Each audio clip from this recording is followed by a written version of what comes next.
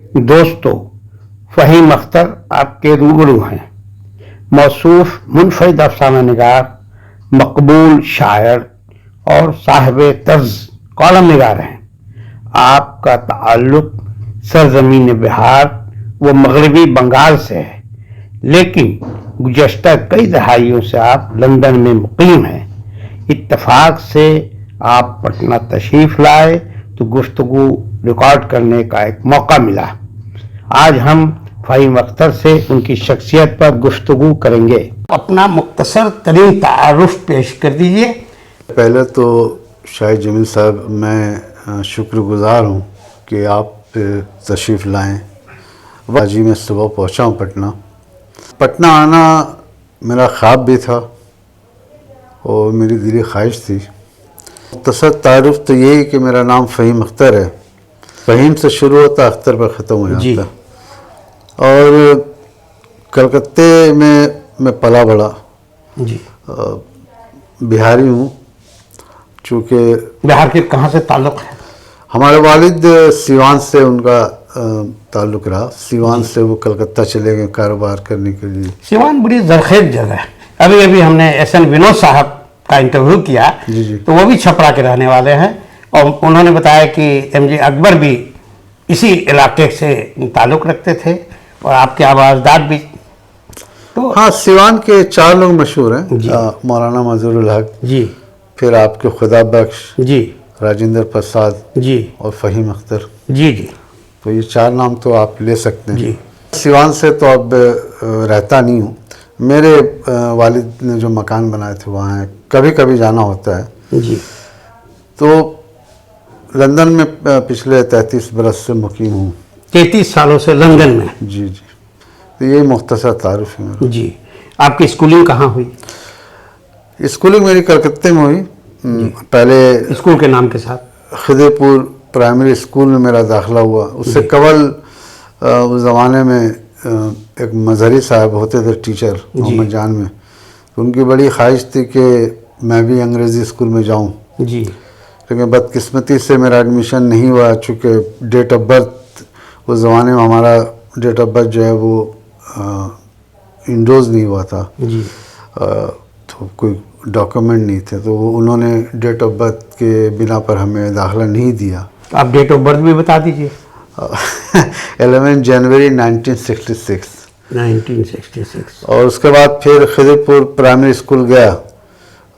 تھوڑے عرصے کے لیے میں بنگالی اسکول میں بھی داخلہ ہوا تھا، لیکن وہاں عجیب و غریب بات یہ ہوتی تھی میرے لیے کہ ہر روز وہ ہارمونیم لے کے کلاس کا وہ ہوتا تھا، گانا گایا تھا، مجھے بڑا کلچر ہے وہ۔ تو میں بڑا گھبراتا تھا۔ تو وہاں میں تھوڑے دن کے بعد میں نے کہا میں نہیں جاؤں، رونے ہونے لگا۔ پھر خدر پور پرائمری اسکول گیا، وہاں سے پھر مولانا مظہور ہائی اسکول میں 2 سال رہا۔ پھر 1978 میں محمد جان ہائی اسکول میں داخلہ لیا جو زکریا اسٹریٹ میں۔ وہاں سے پھر ہم نے ہائر سیکنڈری کیا 85 میں۔ پھر میں مولانا آزاد کالج میں گیا، اور مولانا آزاد کالج جانے سے پہلے میں علی گڑھ مسلم یونیورسٹی بھی گیا تھا، لیکن وہاں مجھے ملیریا بہت ہوئے، تو میں بھاگ گیا، میں رہا نہیں۔ 3 بار ملیریا ہو گئے تھے۔ علی بنتے رہ گئے۔ ہاں، علی بنتے رہ گئے، لیکن کوئی ایک واقعہ سناؤں گا کہ چونکہ بات سے بات نکلی ہے۔ 2 سال قبل علی ورلڈ علی نے ایک سیمینار کیا تھا سر سید پر، تو اس میں میرا بھی نام تھا، اور اس میں پروفیسر ہی زیادہ تھے، پھر کینیڈا سے، امریکہ سے، بنارس ہندو یونیورسٹی سے، علی گڑھ سے، دلی سے میں بھی تھا۔ اس پر میرے ایک دوست کلکتہ کے بڑا انہوں نے اعتراض کیا کہ یہ کیا بولے گا، اس کو کیوں رکھا گیا، حالانکہ وہ اردو پڑھاتے ہیں لیکن زبان بڑی ان کی نازیبا ہے۔ تو میں مجھے پتہ بعد میں چلا، جو آرگنائزر تھے انہوں نے بتایا، اور آپ کی اطلاع کے لیے انگریزی میں بولنا تھا کہ انہوں نے کمیٹی نے مجھے خط لکھا کہ سب سے اچھا ٹاک آپ کا ہوا۔ میرے افسوس کا مقام ہے، یہی صاحب تو اردو کی خدمت کا دعویٰ کرتے ہیں لیکن اردو والوں کے پیٹھ میں چھرا بھی گھونپتے ہیں۔ بڑی افسوسناک بات ہے۔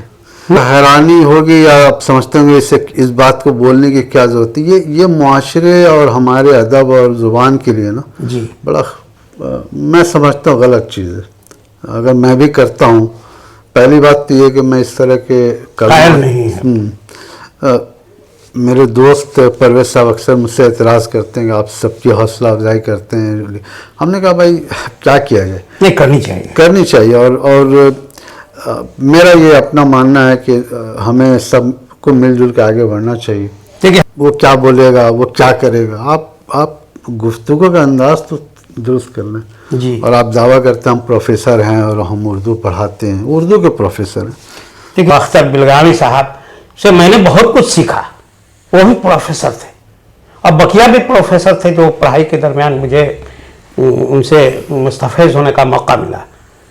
تو پروفیسروں کے ساتھ ایک بڑی بری بات ہے کہ ہم عالم ہیں, اس لیے سیمیناروں میں انہی کی حصہ داری ہوتی ہے, ہم جیسے لوگوں کی نہیں ہوتی ہے, یا کم ہوتی ہے یا مجبوری میں ہوتی ہے. دیکھیے, چونکہ ہندوستان میں یہ مسئلہ ہے, عہدے کی جو ہے نا اہمیت زیادہ ہے. جی, یہ میں نے محسوس کیا ہے. صحیح کہا آپ نے. کیوں ہے مجھے نہیں پتا, اور میں سمجھتا ہوں کہ عہدہ آگے کی تعلیم کہاں تک حاصل کی؟ پھر میں مولانا کالج سے بی آنرس کیا, تو سیاست بھی کی, مطلب اسٹوڈنٹس یونین میں تھا, جنرل سیکرٹری رہا. میں نے کالج کی سیاست, یونیورسٹی کی سیاست. ہاں, یونیورسٹی کے ایسے جو راجنیتی جس کو کہتے ہیں وہ سیاست میں آئے کہ نہیں؟ کوشش کی, لیکن جو لیفٹسٹ بایا محاذ کے جو لوگ تھے ان سے میرا مزاج نہیں ملا, چونکہ میں نے زندگی میں خوش آمد نہیں کیا, اور یہی لازم ہے وہاں. تو آپ جانتے ہیں, تو وہ چاہتے تھے کہ میں جاؤں ہاتھ جوڑوں, چونکہ میں اللہ کے سوا کسی کے سامنے. بہت اچھی بات آپ نے کہی, بہت اچھی بات ہے کہ سر لگو کر کے اگر ہم کچھ پایا تو کیا پایا. تو وہاں خوش آمد اور یہ وہ دادا یہ وہ مجھ سے ہوتا نہیں تھا. میں کہتا تھا کہ بھائی میرے اندر اگر واقع میں قابلیت ہے تو راستہ خود بخود بنے گا, اسی پر ایمان تھا میرا. خیر, تو سیاست میں رہا, پھر ایک دن ممبرشپ میں نے پھاڑ کے پھینک دیا, سیاست چھوڑ دی. پھر ویسٹ بنگال سول سروس کی تیاری کرنے لگا. پھر میں کلکتہ یونیورسٹی گیا.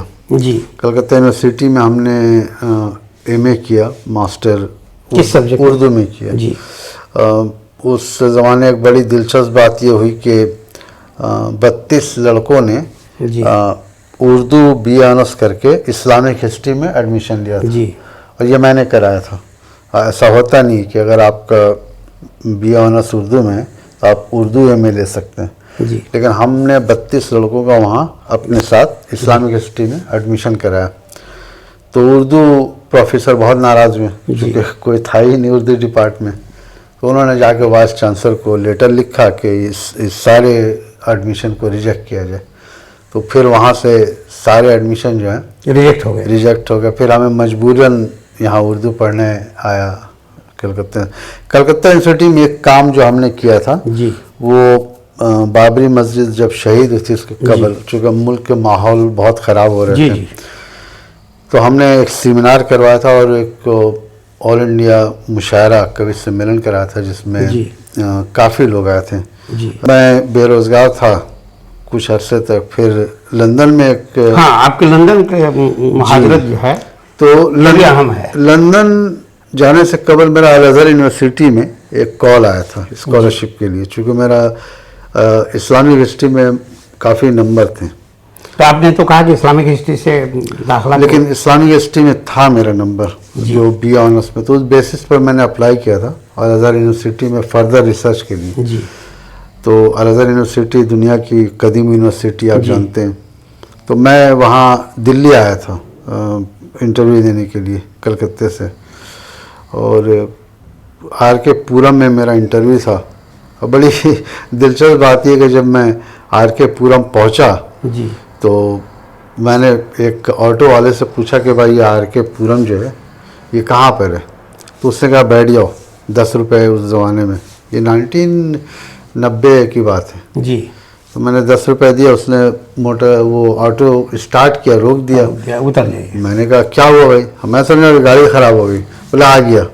ہم نے کہا آ گیا, ہم نے یہ تو یہاں سے وہاں جانے کا ہے. بولے وہ سامنے والی بلڈنگ ہے سر.